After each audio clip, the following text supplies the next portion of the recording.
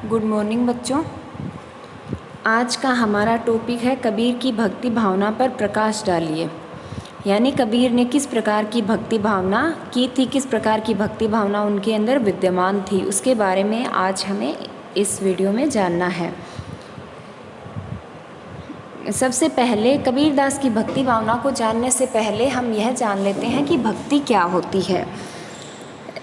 भक्ति शब्द का अर्थ है भजन, क्योंकि जो भक्ति शब्द की उत्पत्ति है वो भी भज धातु से हुई है, जिसका अर्थ होता है भजन। अगर शाब्दिक दृष्टि से हम इसके अर्थ पर विचार करते हैं तो इसका अर्थ निकलता है भजन। प्राचीन काल से ही भारतीय साधना के क्षेत्र में ज्ञान, कर्म, भक्ति और योग का महत्वपूर्ण स्थान रहा है। विद्वानों ने भक्ति को विभिन्न शब्दों में परिभाषित किया है। जैसे आचार्य रामचंद्र शुक्ल के अनुसार श्रद्धा और प्रेम के योग का नाम ही भक्ति है। श्रीमद् भागवत में निष्काम भाव को ही भक्ति का स्वरूप स्वीकार किया गया है। स्वामी शंकराचार्य ने उत्कंठा युक्त निरंतर स्मृति को भक्ति कहा है। सांडिल्य भक्ति सूत्र में भक्ति भावना पर प्रकाश डालते हुए कहा गया है, ईश्वर में परम अनुरक्ति का नाम ही भक्ति है। और नारद ऋषि ने कहा है, भक्ति परम प्रेम रूपा और अमृत स्वरूपा है। तो इन सब परिभाषाओं के अध्ययन से स्पष्ट हो जाता है कि भक्ति भावना ईश्वर के प्रति अनुरक्ति, उसके स्मृति, निष्काम भाव, प्रेम व श्रद्धा आदि गुणों से युक्त भावना है, जिसमें भक्त अपने आराध्य के आवेग में प्रेम एवं श्रद्धा भाव रखते हुए उसकी समीपता चाहता है। कबीरदास की भक्ति भावना ने भारतीय जनता को उस समय अवलंबन दिया था जब वह सिद्धियों और योगियों की गुहात्मक साधनाओं से ऊब चुकी थी। उनकी भक्ति जितनी लोक जीवन के निकट थी उतनी वह गहरी भी थी।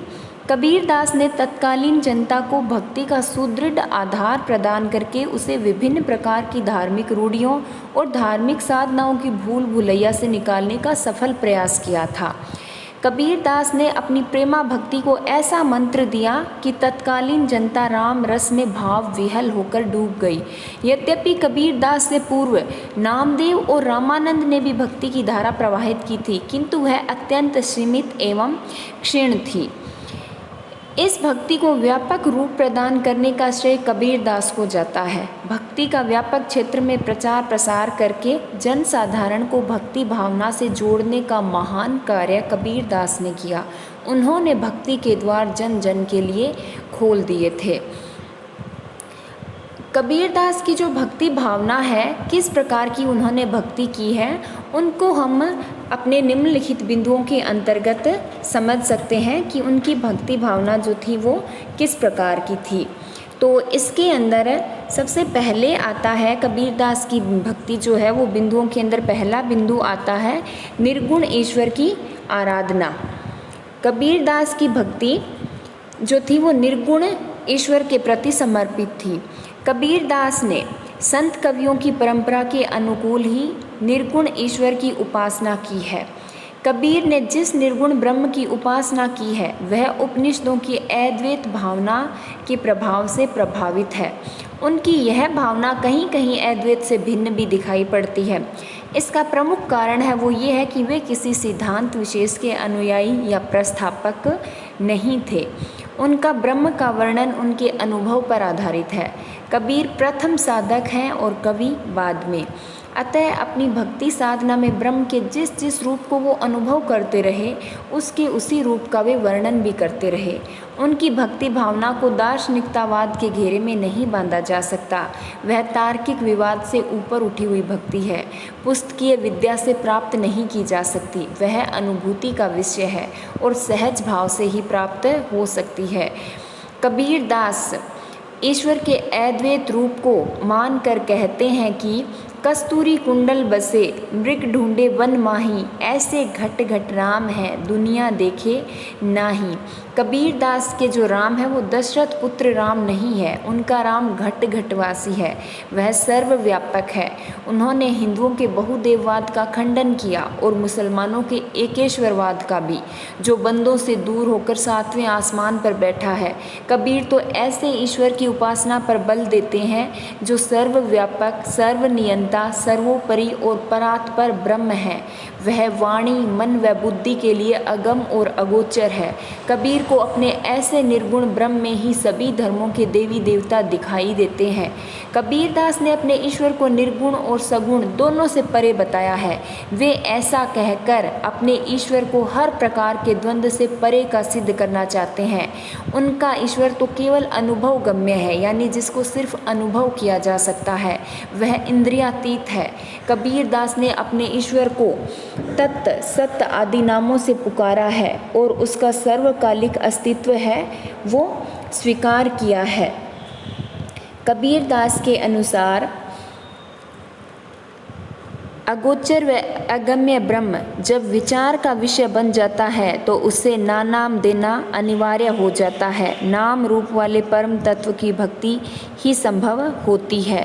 कबीर की दृष्टि में भगवान के प्रति पूर्ण समर्पित भावना होना नितांत आवश्यक है। एक सच्चे भक्त में सती की दृढ़ता, शूर का उत्साह, चंदन की शीतलता, मृग का समर्पण और हंस का विवेक होना चाहिए। कबीर दास की भक्ति भावना त्रिगुणातीत है, क्योंकि वे मानते हैं कि त्रिगुण का प्रपंच तो सब माया है। इन तीनों गुणों से ऊपर उठकर ही चौथे पद की यानी ईश्वर की प्राप्ति हो सकती है। उसके पश्चात ईश्वर की कबीर दास की जो भक्ति भावना की जो दूसरी प्रमुख विशेषता है वह है माधुर्य भाव की भक्ति। कबीर दास की भक्ति भावना की दूसरी प्रमुख विशेषता है माधुर्य भाव, यानी इन्होंने माधुर्य भाव की भक्ति की है, जिसके अंदर भक्त जो है वो परमात्मा को अपना प्रियतम मानकर उसकी भक्ति करता है, उसकी पूजा करता है और उसे ही अपना सब कुछ मान लेता है। कबीर की भक्ति जब कबीर भक्ति भावना में विभोर होकर आत्मा और परमात्मा के पारस्परिक वियोग का वर्णन करते हैं तो उसमें विरह की वैसी ही तीव्रता दिखलाई पड़ती है जैसी कि माधुर्य भाव की भक्ति में देखी जाती है। इसमें कोई संदेह नहीं कि उनकी विरह भावना की तीव्रता पर सूफी काव्य का प्रभाव भी है। इसमें भारतीय माधुर्य भावना की अधिकता भी दृष्टिगोचर होती है। नारदीय भक्ति पद्धति माधुर्य भाव है, जिसमें उपस्थित भक्त जो है वो अपने आप को पूरी तरह से ईश्वर को समर्पित कर देता है। ईश्वर ने अपनी जो माधुर्य भाव की भक्ति है उसको स्पष्ट करते हुए कबीर दास ने कहा है कि जैसे मृग वीणा की स्वर लहरी पर मुग्ध होकर आत्मविस्मृत हो जाता है, ठीक वैसे ही भक्त जो है वो माधुर्य भाव की भक्ति में परमात्मा के ऊपर आत्मविस्मृत हो जाता है। मछली भी जब जल के प्रति अपना प्रेम निर्वाह करती है, अर्थात जल से अलग होकर वह तड़फ तड़फ कर अपने प्राण त्याग देती है, ठीक वैसे ही विरही आत्मा अपने परमात्मा के वियोग में तड़फ तड़फ कर प्राण दे देती है। इसी प्रकार वो पतंगे का उदाहरण देते हुए कहते हैं कि पतंगा भी दीपक के प्रति प्रेम के निर्वाह हेतु अपना जीवन अर्पित कर देता है। ऐसी ही प्रेम भावना साधक के मन में अपने ईश्वर के प्रति होनी चाहिए। कबीर दास की माधुर्य भाव व प्रेम भाव की भक्ति पर भले ही सूफी काव्य का प्रभाव लक्षित होता है, किंतु सूफी कवियों का दाम्पत्य प्रेम संबंधों के इर्द गिर्द ही घूमता है, जबकि कबीर दास ने इस प्रेम को दास व स्वामी, पिता पुत्र, पुत्र माता इत्यादि संबंधों में भी प्रतिष्ठित किया है।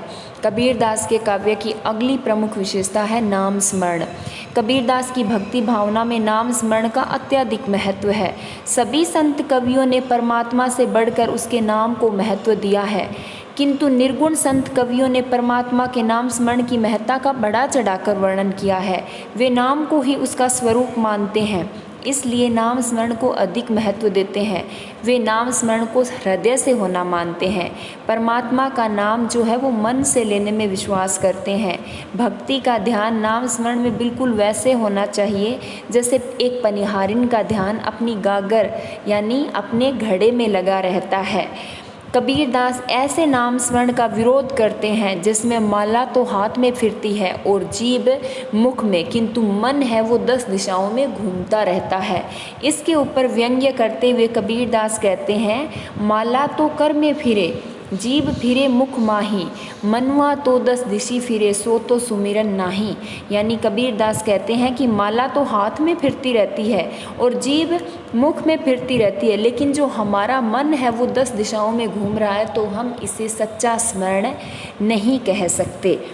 तो इस तरह से कबीर दास के अनुसार नाम स्मरण इस प्रकार का होना चाहिए जिसमें ईश्वर का नाम स्मरण करते करते साधक उसी का रूप धारण कर ले, उसमें अहंकार न रहे और उसकी आत्मा शुद्ध रूप होकर परमात्मा का साक्षात्कार कर ले, जिससे उसे अपने भीतर व बाहर अपने आराध्य ब्रह्म का ही रूप दिखाई दे। संतों ने इसे अजपा जाप कहा है। कबीर दास ने इस संबंध में कहा है, तेरा नाम स्मरण करते करते मैं भी तेरा ही रूप हो गया, अर्थात मेरे अंदर मैं यानी अहंकार नहीं रहा।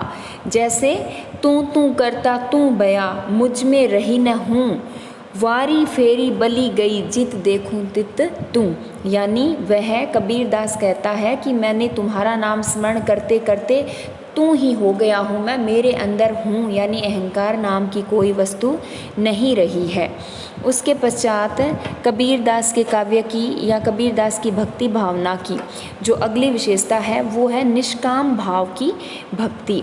कबीर दास के मत में ईश्वर की भक्ति निष्काम भाव से की जानी चाहिए। कबीर की भक्ति की यही विशेषता उसे वैदिक भक्ति भावना से अलग कर देती है।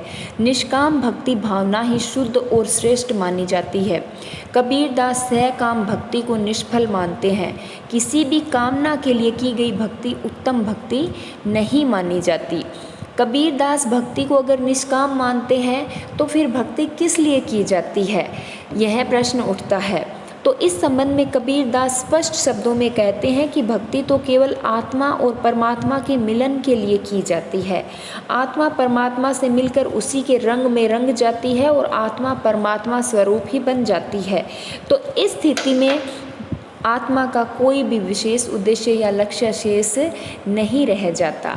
तो इस तरह से यही भक्ति की है वो चरम सीमा है। इसलिए कबीर दास निष्काम भाव की भक्ति को सर्वश्रेष्ठ मानते हैं। उसके पश्चात कबीर दास की भक्ति भावना की अगली विशेषता है सदाचार अथवा आचरण की शुद्धता। कबीर से पूर्व विभिन्न संप्रदाय की भक्ति भावना में विकार उत्पन्न हो गए थे, जिनके कारण भक्ति मात्र एक दिखावा बनकर रह गई थी। इसलिए कबीर दास ने अपनी भक्ति में सदाचार एवं आचरण की शुद्धता पर बल दिया है। वे हर भक्त से सदाचार पालन का आह्वान करते हैं। उन्होंने मन की पवित्रता एवं स्वच्छता के लिए सदाचार पूर्ण व्यवहार पर बल दिया है। कबीर दास ने सदाचार को अपनी भक्ति का ही अभिन्न अंग स्वीकार किया है। कबीर दास ने कहा है, आचरण की शुद्धता तभी संभव है जब एक साधक संपूर्ण विकारों को उत्पन्न करने वाली कनक और कामिनी का त्याग कर दे। कबीर दास ने इन दोनों का ही कड़ा विरोध किया है। ये दोनों ही साधक की साधना में बाधा डालती है। ये दोनों ही मनुष्य की शत्रु स्वरूप है। कामिनी मानव के तीनों सुखों का विनाश कर देती है, क्योंकि कामिनी के प्रभाव से वह भक्ति, मुक्ति और ज्ञान तीनों में प्रवेश नहीं कर सकता। तो इस तरह से कबीर दास के अनुसार भक्ति के लिए यह आवश्यक है कि मनुष्य सदाचार या आचरण की शुद्धता रखे, तभी वह ईश्वर की निष्काम भाव से भक्ति कर पाएगा। उसके पश्चात कबीर दास के काव्य की या भक्ति भावना की जो अगली विशेषता है वो है हठ योग का प्रभाव। कबीर दास की भक्ति भावना के अध्ययन से पता चलता है कि उन पर हठ योग का प्रभाव है। कबीर दास ने भक्ति के प्रवाह में प्रवाहित होकर अनेक स्थलों पर ईड़ा, पिंगला, सुषुम्ना, कुंडलिनी, अष्टचक्र इत्यादि हठ योग की शब्दावली का वर्णन किया है। इनका संबंध अपनी भक्ति से जोड़कर अपने पदों में हठ योग एवं प्रेमा भक्ति का अपूर्व समन्वय किया है। वे राम से मिलने की विधि हठ योग के माध्यम से बताते हैं। इस प्रकार कबीर दास ने अनेक स्थलों पर अष्टदल, चरखा डोले, प्रेम भक्ति हिंडोलना, सब संत करे विश्राम, चंद सूर दोई खम्बुआ, बंक नाली की डोरी, चंद सूर दोई तुम्बा, कर ही चित चेतन की डांडी, इस तरह इन्होंने बहुत सारे अपने दोहों के अंदर, अपने सवैयों के अंदर हठ योग की शब्दावली का प्रयोग किया है, जिससे हमें कबीर दास की भक्ति भावना पर हठ योग के प्रभाव का पता चलता है। उसके पश्चात कबीर दास की भक्ति भावना की अगली विशेषता है मध्यम मार्ग का अनुसरण। कबीर दास के युग में भक्ति के अनेक मार्ग प्रचलित थे। एक और कुछ लोग भक्ति के लिए घर द्वार छोड़कर वन में जाकर भक्ति करने के पक्ष में थे, तो कुछ निराहार रहकर घोर तप करके वह अपने अंगों को सुखाकर ईश्वर प्राप्ति में विश्वास रखते थे। किंतु कबीर दास ने भक्ति के क्षेत्र में महात्मा बुद्ध की भांति मध्यम मार्ग को अपनाया था। महात्मा बुद्ध ने बताया था कि वीणा के तारों को अधिक कस देने से वे टूट सकते हैं और उनको अधिक ढीला छोड़ने से उनमें ध्वनि उत्पन्न नहीं हो सकती। इसी प्रकार शरीर को अत्यधिक कष्ट देने से तो वह भक्ति साधना में अधिक देर तक टिक नहीं सकेगा, और यदि विषय भोगों में लीन रहेगा तो इंद्रिय विषयों में लीन रहने के कारण भगवान की भक्ति नहीं कर सकेगा। इसलिए कबीर दास ने दोनों प्रकार की अतियों के मार्गों को त्याग कर मध्यम मार्ग बनाने का या अपनाने का उपदेश दिया। उनके अनुसार व्यक्ति गृहस्थ जीवन में रहता हुआ काम, क्रोध, मोह इत्यादि विकारों पर विजय प्राप्त करके मन को भगवान की भक्ति में लगा सकता है। उसे एकांत या जंगल में जाने की आवश्यकता नहीं है। मन पर विजय प्राप्त करने वाला व्यक्ति गृहस्थ होकर भी वैराग्यमय जीवन व्यतीत कर सकता है। यदि वन में जाकर तपस्या करने वाला व्यक्ति मन को नियंत्रण में नहीं रख सकता तो वह ईश्वर की भक्ति नहीं कर सकता। इसीलिए कबीर दास ने मध्यम मार्ग को अपनाने का उपदेश दिया है। कबीर दास की भक्ति भावना की अगली विशेषता है नारदीय भाव की भक्ति। श्रीमद् भागवत पुराण में नवधा भक्ति और नारद भक्ति सूत्र में 11 भावों का समन्वय किया गया है। नारद सूत्र के अनुसार भक्ति ईश्वर में परम प्रेम रूप है, इसलिए समस्त कर्म और व्यवहारों को ईश्वर के प्रति अर्पित कर देना और उससे वियोग की स्थिति में व्याकुलता का अनुभव ही इस भक्ति का लक्षण है। कबीर दास ने भी इस अनन्य प्रेम व भक्ति को विविध रूपों में अभिव्यक्त किया है, और कबीर दास जो हैं वो नारदीय भाव की भक्ति को भी अपने काव्य के अंदर दिखाते हुए प्रतीत होते हैं। कबीर दास ने दास्य भाव की भक्ति, माता और पुत्र की जो भक्ति होती है वो भक्ति, इन सभी भक्ति को नारदीय भाव की भक्ति के अंतर्गत स्वीकार किया है। कबीर की भक्ति में कांता भाव भी हमें देखने को मिलता है, जिसमें उन्होंने आत्मा और परमात्मा के पति पत्नी इत्यादि रूपों का विशद चित्रण किया है। तो इस तरह से हम देखते हैं कि कबीर की जो भक्ति है उसमें नारदीय भाव की भक्ति के लक्षण भी देखने को मिलते हैं। निष्कर्ष रूप में हम कह सकते हैं कि कबीर दास की भक्ति भावना में निष्काम भाव की ही प्रबलता है। उन्होंने निर्गुण ब्रह्म के प्रति अपना अटूट विश्वास व्यक्त किया है। ईश्वर प्राप्ति हेतु बाहरी साधनों की अपेक्षा अंतः साधनों के प्रयोग पर बल दिया है। कबीर दास ने अपनी भक्ति में मानसिक पूजा और मानसिक ध्यान को ही महत्वपूर्ण स्थान दिया है। उन्होंने मूर्ति पूजा, बाह्य आडंबर इत्यादि का खंडन करते हुए केवल नाम स्मरण पर बल दिया है। इसी के द्वारा ईश्वर के साक्षात या दर्शन करने का आग्रह भी किया है। ईश्वर के गुणगान व कीर्तन को महत्व देते हुए आत्मसमर्पण को भी भक्ति का अत्यंत महत्वपूर्ण अंग स्वीकार किया है। ज्ञान, योग और प्रेम का उसमें स्वभाव जो है वो निरंतर बना रहता है। धन्यवाद।